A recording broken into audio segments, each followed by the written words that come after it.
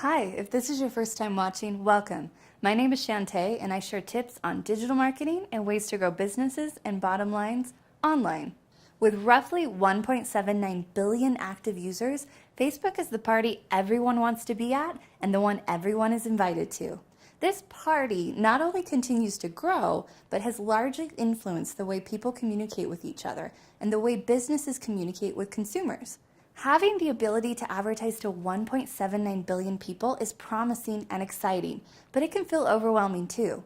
Before you begin to undertake this task, take a moment to think through your strategy. In today's video, we'll be exploring 5 things you can do to kickstart your Facebook advertising strategy with Facebook and pay-per-click expert Cinthia Packard. Let's get to it. Hi, my name is Cinthia. I'm a PPC specialist at 97th Floor, and I'll be sharing 5 tips on how to create a killer Facebook ad strategy. If you like these tips, be sure to give it a thumbs up, and don't forget to subscribe to the channel. We post videos every Thursday. Tip number 1, know your objective. Too often, marketers believe the mindset, I'm just going to see what works, is appropriate when it comes to finding audiences and creating content that resonates. Although some of Facebook advertising does fall into the see what works category, to begin a successful Facebook strategy this way can be detrimental. Like the Cheshire Cat said to Alice, if you don't know where you want to go, then it doesn't matter which path you take. Figure out the end game for your Facebook ads or boosted posts. What do you want to accomplish? It's easier to know what path to take when the desired results are in mind. Take a moment to really hash this out. Trust us, it's important. Tip number 2, start with audiences you know. Eventually, advertising to people who don't know you is important, but starting off this way will be extremely frustrating. In social media, you have to earn the right to disturb your followers. So before disturbing random users as they scroll through their feed, figure out what people who already know you want to be disturbed with. Begin with audiences such as your website visitors and fans. Facebook's targeting options are incredible. Seriously though, we could spend a whole vlog just talking about them. But start with people who know you, trust you, and have given you the green light to show them content.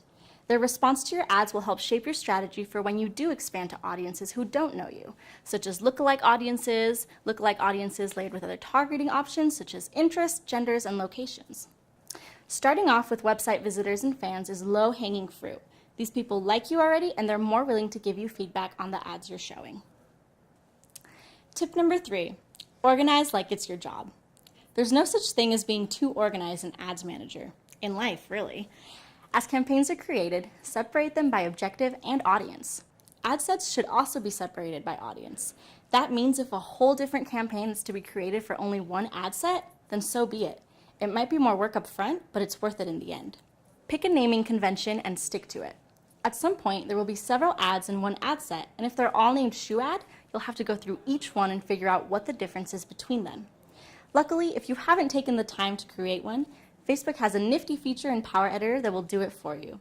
Click on the campaign, ad sets, or ads you want to name, and then select Quick Edits and Edit Name. Tip number 4, test, test, test. I'm sure this has been said before, and it needs to be said again. Test everything. Test audiences, test content, test landing pages, and yes, even test objectives. But why would you test a conversions campaign when the objective is clicks to a website? Sometimes audiences and Facebook can surprise you, as we found out recently. We set up a purchase lookalike campaign for a client to get more traffic to their website.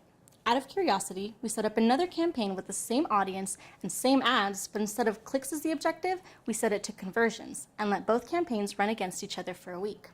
The results not only showed more conversions on the conversion campaign, but more clicks as well, which was the goal all along.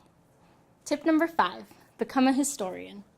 Keep a detailed record of the account. The more detailed, the better. Use some kind of digital platform and keep it organized. Separate each campaign and ad set and record when you test something, the results, and possible theories as to why that happened.